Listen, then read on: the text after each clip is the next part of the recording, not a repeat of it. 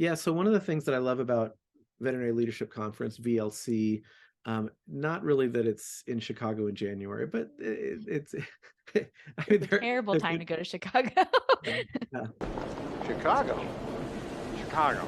but but it's good. It's getting bigger. It was like 700 people this year, Oh, wow. but it's still all contained in one hotel, which is really nice. And I like it because it's sort of most of the hats that I wear, and as you said, it's sort of in volunteer organizations, kind of all have a little bit of a presence there. So, as you said, it's put on by AVMA, and it's meant as a vehicle to house the AVMA House of Delegates winter meeting. So there's two delegates from each state, and Puerto Rico and the District of Columbia, and then all the allied organizations. AAEP, public health veterinarians, poultry vets, all sorts of stuff. There's a lot of different affiliate groups, and they also have delegates. And so we sit and we talk about stuff and we vote on things that come up, and also do some campaigning and those types of things. So, and I am the two delegates. There's a delegate and an alternate delegate from each state, and I'm the alternate delegate for Washington State. And it's also a big place for a lot of state vet med association leaders to come together. And I sit on our Washington State Vet Med Association board, and every other year or third year, kind of depending on the pandemic, we'll bring everybody that can go from our entire board to this conference. So it's a good time to get together with them, show them how the workings of the AVMA work. And they have sessions like just for state VMA presidents. We'll all go to this one session together, and they will have a facilitator that'll brainstorm with issues that might come up in states and how they will work through those, and how they have in different states tackled different projects. And they also have, I think, just one student representative from each vet school. You can, I think each school might do it a little bit differently on how they dole out who gets to go and who they select for that. And it's specifically designed at that meeting to not be a SAVMA president, SAVMA delegate, those types of things. It's somebody that hasn't really played a role in that, but may want to get involved in some leadership things and sort of just dip their toe in a little bit and get a little bit excited about that. So it's great for us to meet all the different generations within the AVMA family. And I also sit on the board of the Women's Veterinary Leadership Development Initiative, WVALD is what we call it. And we put on a networking breakfast one of the days of the conference, with a little mini keynote and some little breakout sessions for answering questions and bringing those back. And so it's super busy. It's super exhausting, but it's tons of fun. And one of my delegate who I sit with in the House of Delegates, we were walking to dinner the last night with our state group, and she's like, do you ever just get like, not want to be with people, and you just get kind of drained and stuff? Like, I say, nope, just looking forward to this, let's go. She's like, she was so exhausted. And I totally understand it, she needs time to be alone, and it's hard to get it at a very short meeting like that. But it's pretty cool. They do put on mixers, social things each evening, but there's still time to get together outside of that for dinner and just meeting with others too. Yeah. And sometimes those are the best times, is when you're having dinner with someone, and that's when you can have some really cool conversations, connect. Yeah.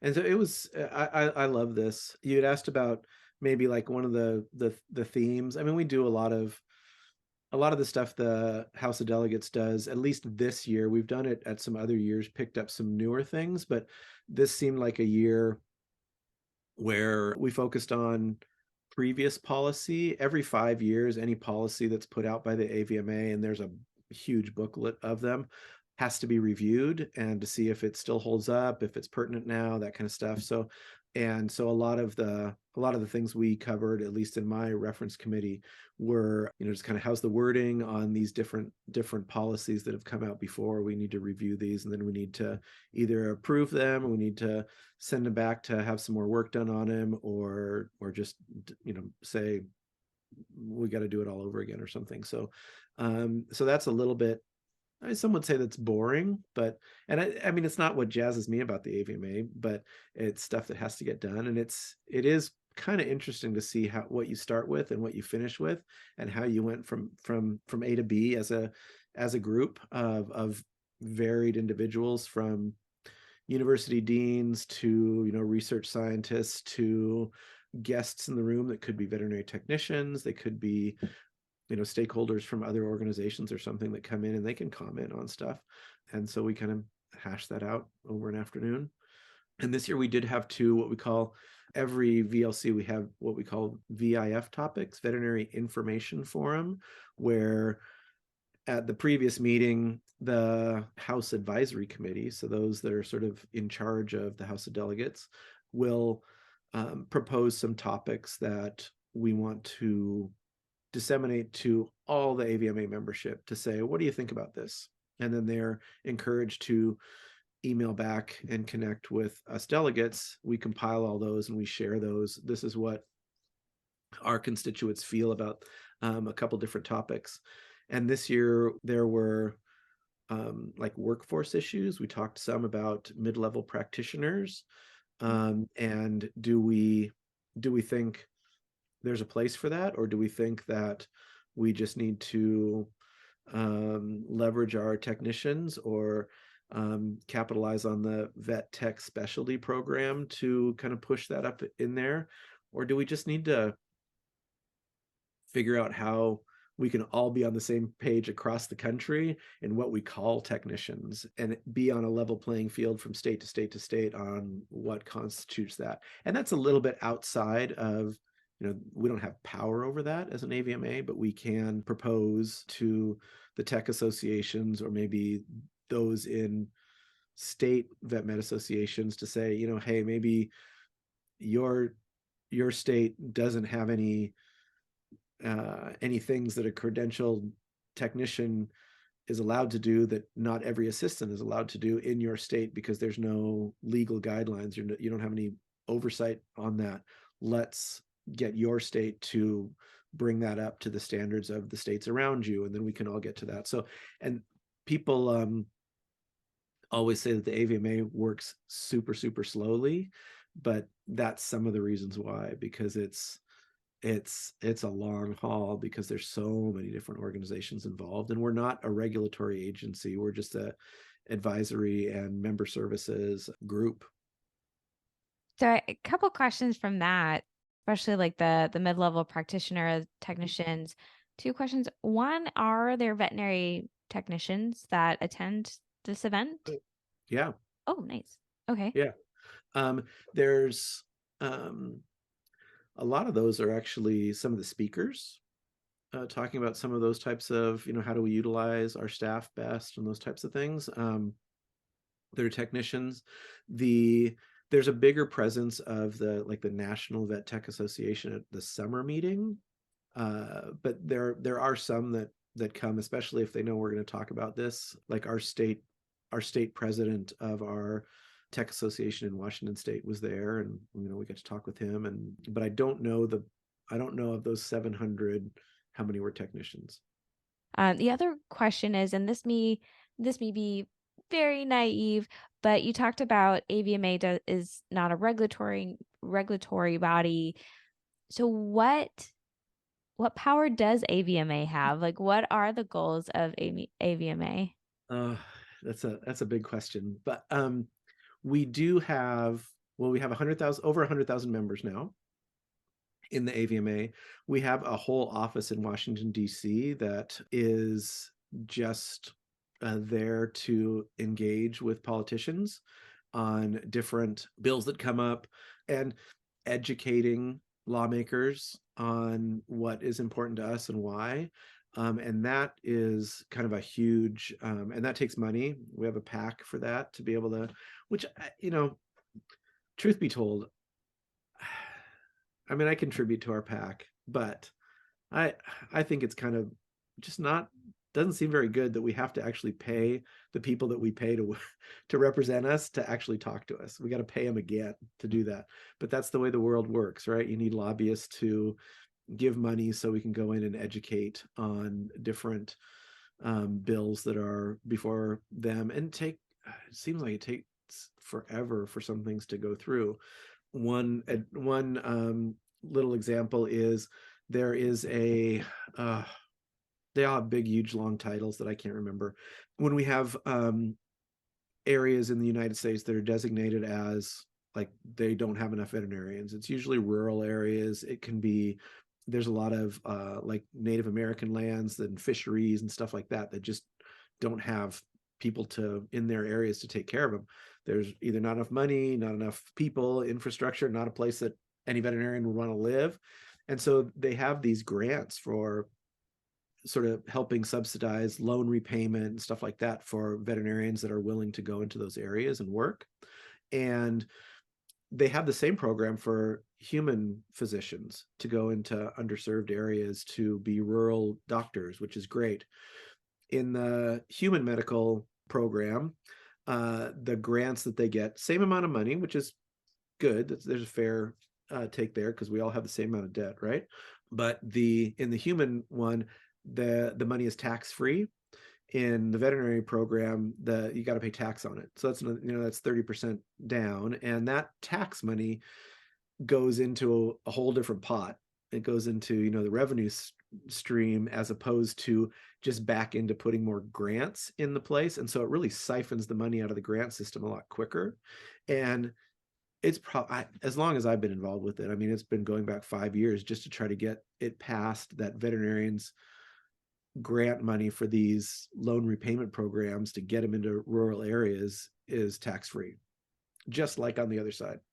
So it takes a lot of work, and it's a big process. And there's I won't bore you with all sorts of different projects, and I don't know them all, frankly, but stuff like that us also as delegates and others from our states and stuff like that we have days where we'd fly to Washington, D.C. The last couple of years, it's been virtual, where we will take a day off of work, and our organizations, the AVMA group in Washington, D.C. will organize a schedule where us regular veterinarians can talk to lawmakers and their staff about topics that are important to us and why they should, push them or vote for them. And people, there was a big thing people were getting upset about. We were giving money to candidates that didn't think the way people, and didn't maybe have records on other things that people would say, well, why are we giving money to these? That just encourages them. It's like, that's not how the system works. We're basically paying so we can get in there and educate them on the things that are important to us. We're not paying them to say, you're doing a great job at what you're doing, keep doing everything exactly the way you're doing them. We're just trying to get access to them. And so it's a weird system, but that's the way the rules are. Yeah. Well, I find this really interesting because, and again, maybe I'm alone in my naivete, but I mean, how prevalent do you think knowledge of AVMA and working with government is out there in the overall veterinary population? Yeah, not too many people care about it, and that's okay. I mean, they're there so we don't have to worry about it. But the things that the AVMA gets done are really important. I mean, that it's the law to vaccinate for rabies, which is a lethal disease. We fall into place with workers' rights and all that kind of stuff, and there's all sorts of things that the AVMA is involved in that nobody really cares about that much.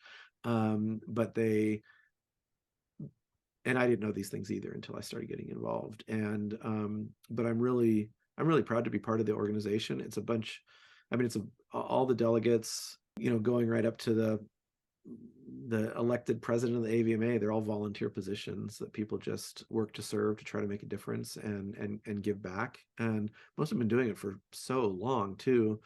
I think it's a great organization, and not everybody has to care about it or know everything about it or be involved with it. But if they have any inkling that advocacy and policy and those types of things is something that they want to learn more about, yeah, anybody can sit in on the House of Delegates meetings. They're all open. So come to conference, the convention in July, middle of July in Denver, and hang out for a bit.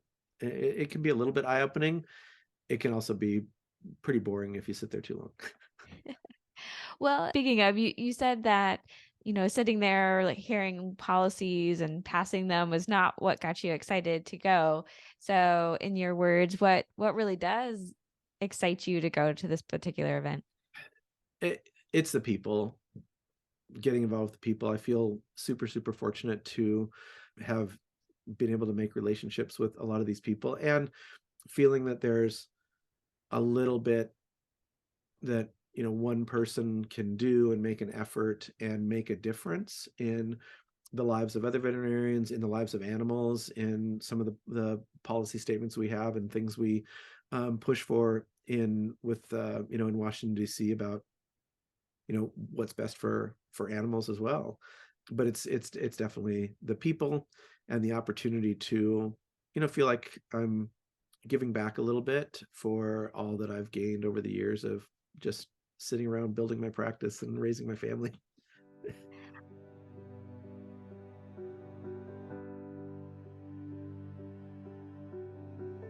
One thing I do love about VLC, and I think the AVMA conferences too, is they always have just amazing keynotes.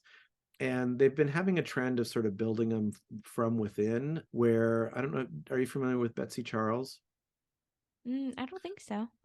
She's a veterinarian, has worked for universities, and I think now she's leading up the Veterinary Leadership Institute that does veterinary leadership experience. It's here in border between Washington and Idaho. It's kind of an immersive leadership experience for veterinarians, and she's been tasked with finding people that have really good stories and putting them in front of all of us. And they're not speakers, they're not that's not what they do. They're not the typical famous TED Talk person that they bring on to motivate everybody. And this year, one of them was even a group that's kind of telling their stories about how that molded them and got them excited about veterinary medicine and chances that they had, or chances that they've been able to pass along. And one of them was even a student that they pulled up there to tell, a super raw, impactful story of hardships growing up. And I've known him for a few years, and I would have never known it. I mean, it was rough at times because he was having a hard time getting through it, but he did. And it even spurred me on to share some stuff that I hadn't shared in public before, in front of the whole House of Delegates, about how my family's now going through cancer. My wife has just been diagnosed with cancer at the end of last year, and how that's changed us, but how everybody has really come together in that organization. Everybody that knew has been so supportive, and in my clinic, and the corporation that owns my clinic, and her work. She's a veterinarian as well. And so when we were sharing, we bring up topics, like how one of them was the workforce issue, where a lot of people were just complaining, like, we can't get people. How are we going to get more people involved in this and that and that? And it just, thinking of him in that keynote, and his name's Zach Tooley, by the way. He's SAVMA president currently. Good man. People were talking about how the communities, it's harder to get people and get them staying where they are and that kind of stuff. And so I just felt like I had to stand up and say, everybody's just been so good to me, and it's such a great group of people that we all really care about each other, and we care about the profession. And so those are special. That was a special moment. Want more from Vet Life Reimagined? Yes, please. Well, check out the main page of Vet Life Reimagined, or click on the next video.